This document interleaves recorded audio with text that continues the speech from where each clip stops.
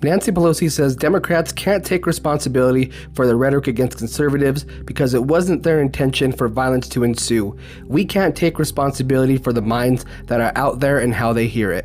You mean how they hear you say stuff like this? There's no question that the Republican Party today is dominated, driven, and intimidated by Donald Trump and the MAGA Republicans. And that is a threat to this country. The only garbage I see floating out there is his supporters. I will go and take Trump out tonight. And if you see anybody from that cabinet in a restaurant, in a department store, at a gasoline station, you get out and you create a crowd. And you push back on them. And you tell them they're not welcome anymore, anywhere. Democrats have been saying this type of nonsense for years, and now that it's all come down to a boiling point, instead of taking responsibility and saying, okay, well, maybe we need to dial it back, they go and gaslight us and saying that, oh, well, conservatives need to lower the temperature a bit.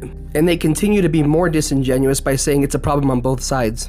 According to sites like The Hill, liberals are more likely to say political violence is sometimes justified, with 72% of participants saying that no political violence is okay, ever. And that's coming from both sides of the aisle, which we can find some common ground there. But they conducted this experiment multiple times, and each time, the majority of people that said that it is okay were liberal. And not even that long after his passing, left-wing media says that it's because of Charlie's own speech is why he's not with us anymore. And I think that's the environment we're in, that people just, you can't stop with these sort of awful thoughts you have and then saying these awful words and not expect awful actions to take place. And that's the unfortunate environment we're in. And now, even though that law enforcement has conducted that this person was influenced by left-wing ideology, these people are still trying to make up the false narratives that it was a conservative that did it. But thankfully, guys, there are some reasonable people on the left that are condemning this type of violence. In fact, I have some family members and some friends that said, hey, they are not for this.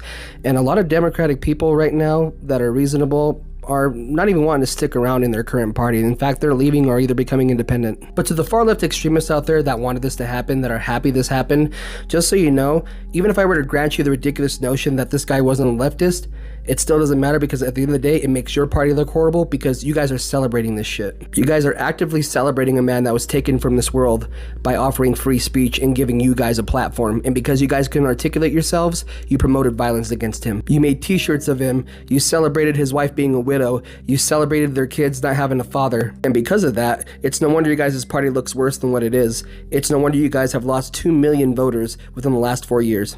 Everybody have a good day out there, and God bless.